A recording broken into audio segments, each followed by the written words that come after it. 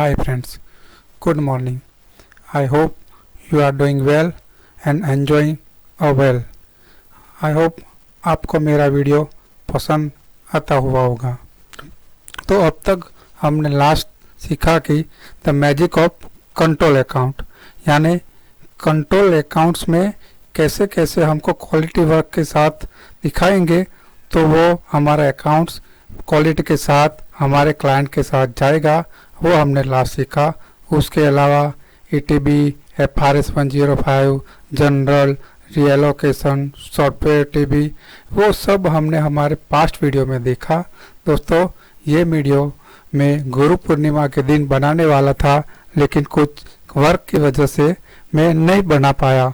तो मैं आपको एक ही बात बोलना चाहता हूँ कि पानी के बिना नदी बेकार है, अतिथि के बिना आंगन बेकार है, प्रेम ना हो तो सगे संबंधी बेकार है, पैसा ना हो तो झोली बेकार है, और जीवन में गुरु ना हो तो जीवन बेकार है। इसलिए जीवन में गुरु जरूरी है, गुरूर नहीं। आपको गुरु पूर्णिमा की हार्दिक शुभकामना। द अकाउंटिंग गुरु की देखेंगे कि गुडविल क्या क्या होती है, गुडविल की क्या क्या ट्रीटमेंट अकाउंट्स में होती है। तो ये details of intangible fix assets की वैल्यू की ट्रीटमेंट हम अकाउंट्स में कैसे बताते हैं, उसको मैंने यहाँ बताया है कि गुडविल, पेटेंट्स, ट्रेडमार्क, कॉपीराइट, वो सब मिला के जो टोटल होता है, वो उसका जो एडिशन होता है, डिस्पोजल होता है, टोटल कॉस्ट कैरी फॉरवर्ड क्या होती है, अमोर्टाइजेशन हम यूजफुल लाइफ के हिसाब से जो करते हैं वो, चार्ज फॉर द ईयर, उसके डिस्पोजल और नेट बुक वैल्यू, ये सब हमको अकाउंट्स में ट्रीटमेंट में बतानी चाहिए। तो अभी गुडविल हम कैसे वर्कआउट करेंगे वो हम सीखेंगे।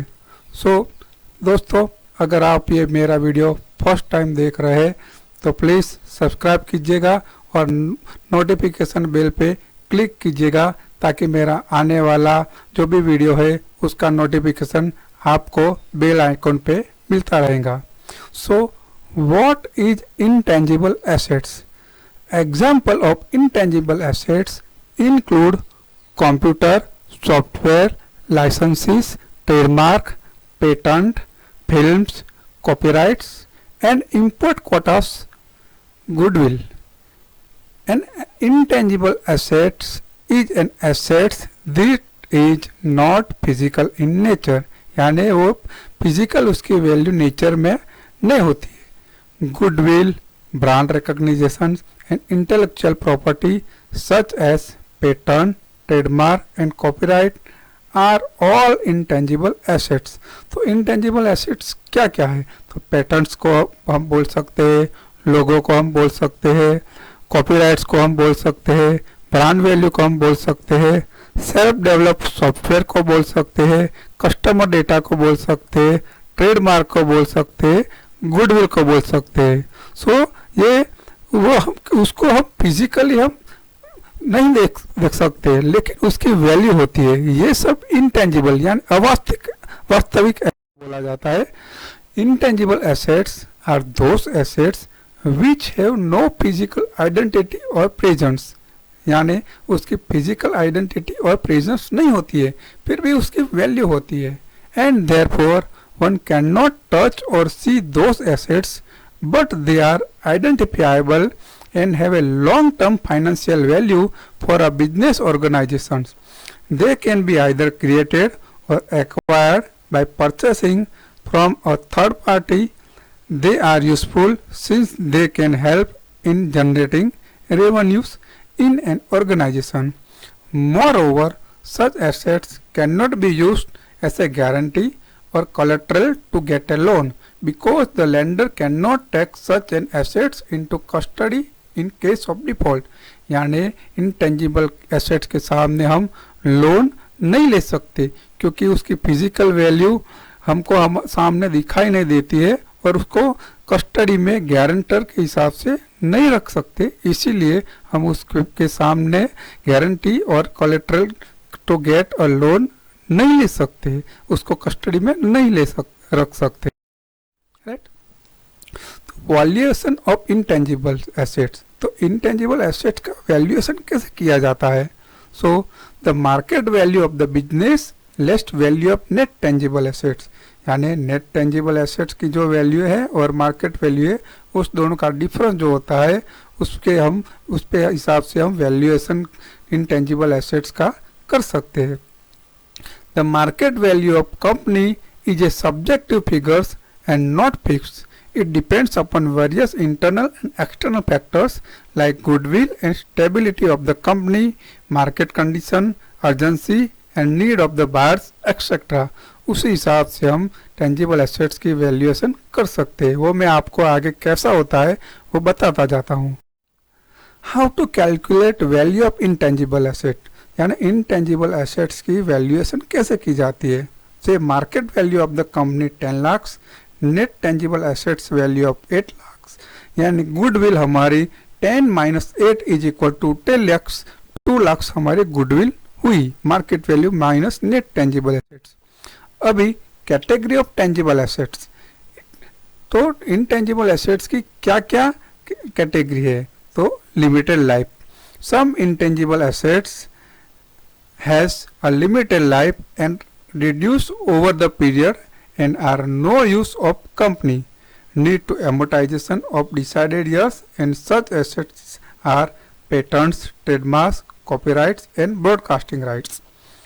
वो अभी हम देखेंगे अनलिमिटेड लाइफ्स। तो unlimited intangible assets do not have a special life like goodwill. How to show in accounts? It should appear in the balance sheet as intangible assets are amortized over a period of time. Such assets are not subject to depreciations but amortization on a straight line basis. The basis for amortization is the legal or useful life whichever is short.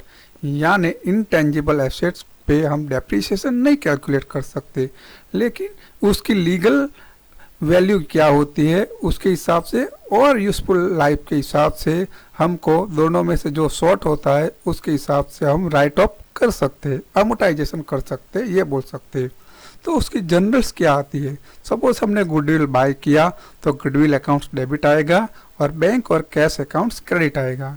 वैसे ही amortisation of goodwill like 5 years के हिसाब से हमने straight line base के हिसाब से amortisation किया है, तो टोटल जो वैल्यूएशन ऑफ गुडविल होगी उसके डिवाइड बाय 5 करेंगे तो आपको एमोर्टाइजेशन वैल्यू मिलेंगी। So goodwill amortisation profit and loss account में डेबिट आएगा और to amortisation of goodwill balance sheet accounts में क्रेडिट। अभी पार्ट ऑफ डिस्पोजल हमने गुडविल सेल किया है तो जो भी कैश आएगा बैंक कैश डीसीएस डेबिट होगा और डिस्पोजल ऑफ गुडविल क्रेडिट होगा। अभी सेल ऑफ गुडविल किया है सपोज, तो गुडविल जो एमोर्टाइजेशन डिस्पोजल जो भी डिस्पोजल वैल्यू है गुडविल की नेट जो बची है वो डेबिट करेंगे, गुडविल डिस्पोजल नेट है वो क्रेडिट करेंगे और जो डिफरेंस आएगा वो प्रॉफिट और loss on sale of goodwill आएगा। सपोज ये अभी गुडविल हमने 3000 में सेल किया है तो sale of goodwill profit and loss में क्रेडिट है 3000 आएगा और profit on loss on sale of goodwill जो रेस्ट बचा है 2000 हो जाएगा हमारे प्रॉफिट एंड लॉस में। तो अल्टीमेटली हमारा profit and loss of sale of goodwill net effect 1000 के हिसाब से मैच हो जाएगा। Not the sale of goodwill consider as a part of capital gain, यानी गुडविल जो सोल्ड किया है वो हमारे यूके टैक्स में उसको कैपिटल गेन में कैलकुलेट किया जाएगा। सो वैल्यूएशन ऑफ गुडविल कैसे कर सकते हैं हम? Goodwill is an intangible assets which shows the reputation of a firm in the market factors affecting valuation of goodwill, यानी मार्केट फैक्टिंग भी गुडविल के वैल्यूएशन में अफेक्ट करते हैं। वो क्या है? यानी उसका nature of business, location of business, period of business, market situation, efficiency of managers and staff and other special benefits के हिसाब से उसके वैल्यूएशन पे इफेक्ट होता है। Necessity of goodwill in valuation, यानी गुडविल की वैल्यूएशन करने में बिजनेस में क्या नेसेसिटी क्या जरूरत पड़ती है? तो changes in the profit sharing ratio amongst the partner का प्रॉफिट शेयरिंग रेशियो चेंज होता है तो गुडविल की जरूरत पड़ती है। Admission of new partner, new partner add होता है तभी भी जरूर पड़ती है। Retirement of A partner from existing partner, so partners जो रिटायरमेंट होता है तभी भी ज़रूरत पड़ती है। Death of partner from existing partner, conversion of partnership firm into A company, अमलगामेशन of partnership firm, यानी ये सब कंडीशन में हमारे गुडविल की नेसेसिटी की हमारी ज़रूरत पड़ती है और उसका वैल्यूएशन हमको करना पड़ता है।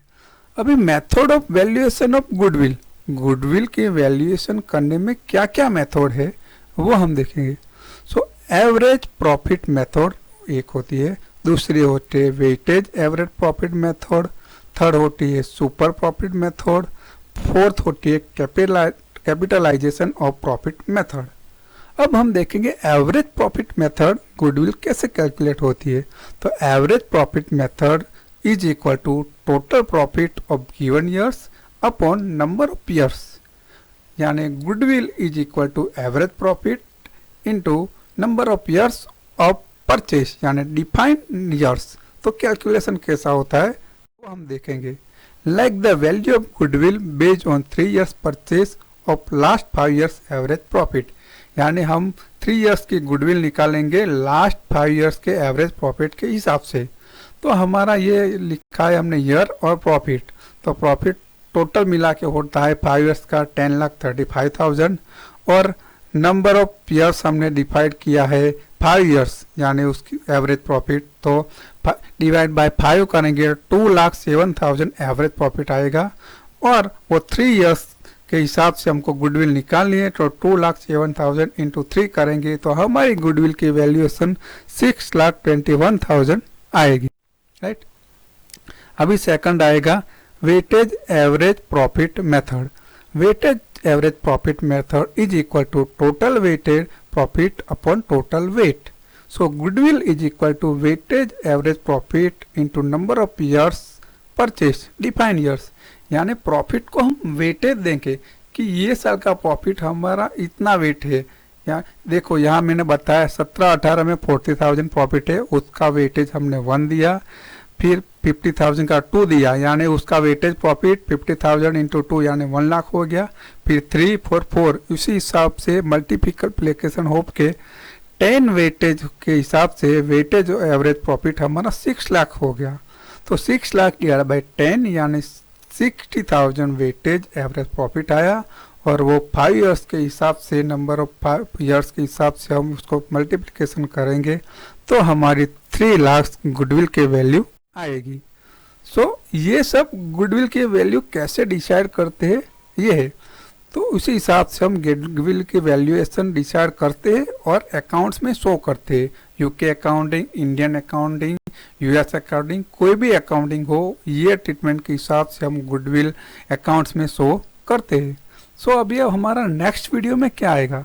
सो in my next video we will learn control accounts, tangible assets, यानी टेंजिबल एसेट्स क्या होता है, राइट, उसको हम डिटेल्स में पढ़ेंगे। प्लांट एंड मशीनरी आएगा, ऑफिस इक्विपमेंट आएगा, लीज होल्ड आएगा, फ्री होल्ड प्रॉपर्टी आएगा, कंप्यूटर इक्विपमेंट आएगा, उसको एफएआर हम कैसे बनाएंगे, डिटेल एफएआर कैसे बनाएंगे, क्या सपोर्टिंग लेंगे, कौन कौन सी जो छोटी सी एसेट एडिशन बताइए वो रीएलोकेशन कर सकते हैं, उसकी सेल वैल्यू इफेक्ट क्या होती है, डिस्पोजल क्या होता है, उसकी जनरल क्या होती है, अकाउंट्स कॉरपोरेशन टैक्स में उसकी इफेक्ट क्या होती है, सुपर डिडक्शन में क्या जाता है, वो सब हमारे एफएआर फिक्स एसेट टेंजिबल में मैं आपको सिखाने वाला हूँ।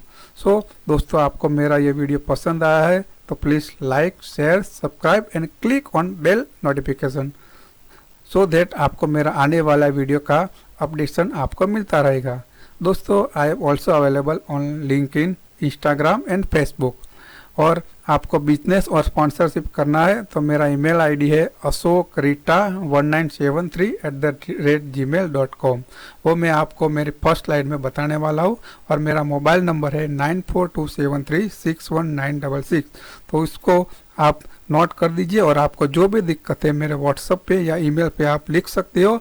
और आपका में बिजनेस में कोई भी प्रमोशन करना है तो हम प्रमोट भी कर सकते हैं, और कोई आप हमको अकाउंट्स देना चाहते हैं तो हम अकाउंट्स भी करके उसको क्वालिटी के साथ दे सकते हैं। मेरा मंत्र है सीखना, सिखाना और क्वालिटी वर्क देना। तो अब तक आपने जो सब अब तक सीखा है उसके लिए थैंक यू और आगे सीखते रहिए। Thank you, good bye.